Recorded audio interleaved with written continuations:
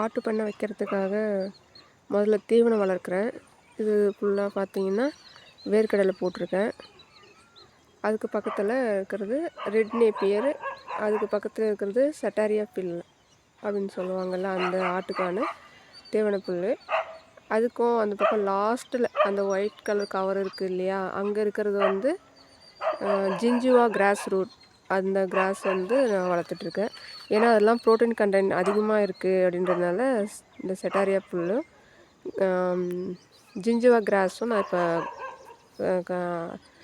புதுசாக தான் விதைக்காக வாங்கி சாம்பிளுக்காக இந்த ஒரு பாத்தி 2 பாத்தி அந்த மாதிரி நட்டு வச்சுருக்கேன்.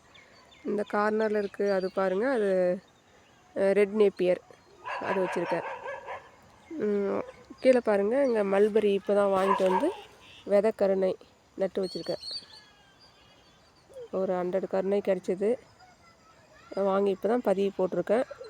இன்னும் ஒரு 200 எதிர்பார்க்குறேன். ஒரு இடத்துலேருந்து கிடச்சிதுனாக்கா வாங்கி அதையும் பதிவு போட்டு ஃபுல்லாக பாருங்கள், இங்கே உழவு செஞ்சு வச்சுருக்கேன். அந்த தோட்டத்தில் மல்பெரி பயிரிடலான்னு இருக்கேன்.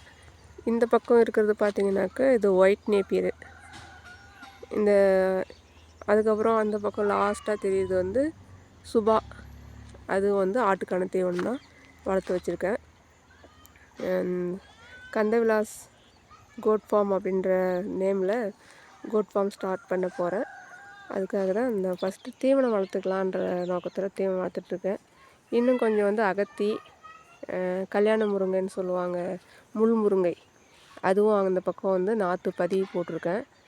அதெல்லாம் வந்து மர வகையான தாவரம். ஸோ அதெல்லாம் வந்து மழைக்காலங்களில் ஆட்டுக்கு தேவையான தீவனத்தை நம்ம எங்கேயும் போகாமல் நம்மளே வந்து ரெடி பண்ணிக்க முடியும். அதுக்காக அதெல்லாம் வளர்த்து வச்சுருக்கேன்.